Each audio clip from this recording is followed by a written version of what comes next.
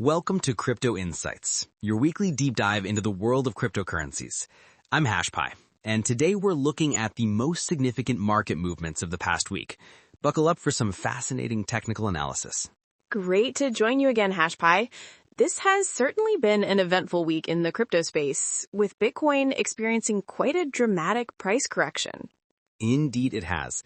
Let's jump right into our main headline. Bitcoin has fallen below the psychological $100,000 barrier, dropping to as low as $94,500 on Friday. That's a sharp 23% decline from its all-time high of over $126,300, reached in early October. The technical indicators have been signaling this correction for a while.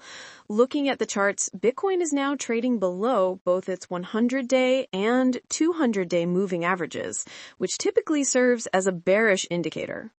Exactly. What's interesting is that this represents Bitcoin's lowest price point since early May 2025.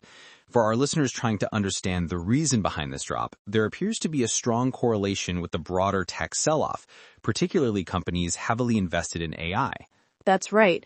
Bitcoin often attracts the same investors as big tech stocks, creating an interesting linkage between these markets. We're seeing concerns about the astronomical spending on AI initiatives by Silicon Valley giants, which has triggered this pullback across both sectors. Moving to our second major story, despite this bearish market sentiment, we're seeing major institutional players doubling down on their Bitcoin positions. Harvard University has just disclosed a massive $443 million stake in BlackRock's iShares Bitcoin Trust. This is incredibly significant from a technical analysis perspective.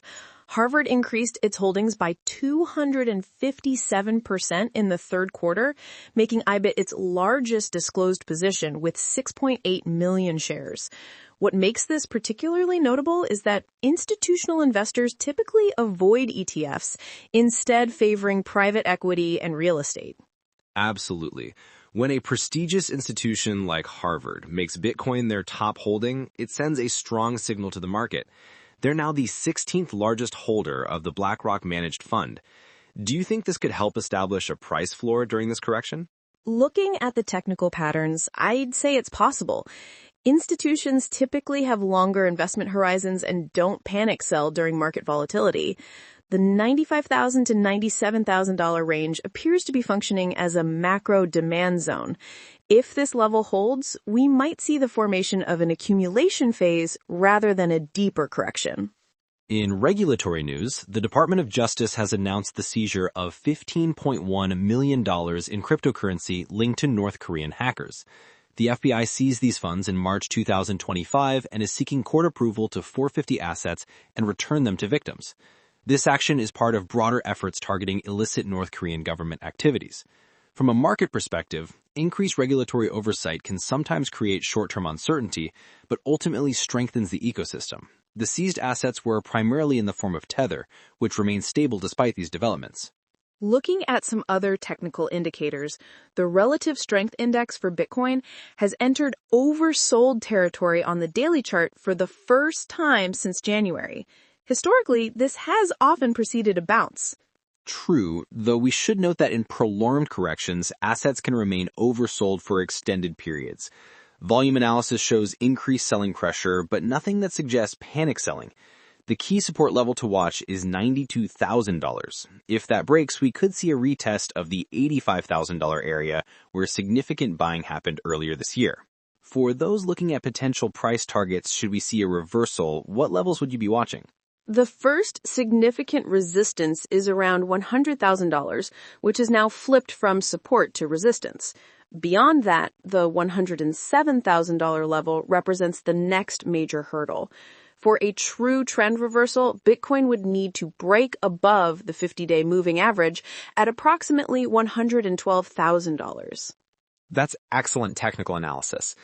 As we wrap up today's episode, it's worth emphasizing that while Bitcoin has erased much of its 2025 gains, it's still up significantly from last year. These market cycles are normal in crypto and often present opportunities for strategic positioning. Absolutely. For our listeners, remember that technical analysis is just one tool in your investment arsenal. market fundamentals still strongly favor Bitcoin's long-term potential, especially with institutional adoption growing despite short-term price volatility. That's all we have for today's Crypto Insights. If you enjoyed this analysis, don't forget to subscribe and share with fellow crypto enthusiasts. Until next week, keep your eyes on those charts, and remember, volatility creates opportunity. I'm HashPi, signing off. And I'm Sarah. Thanks for listening.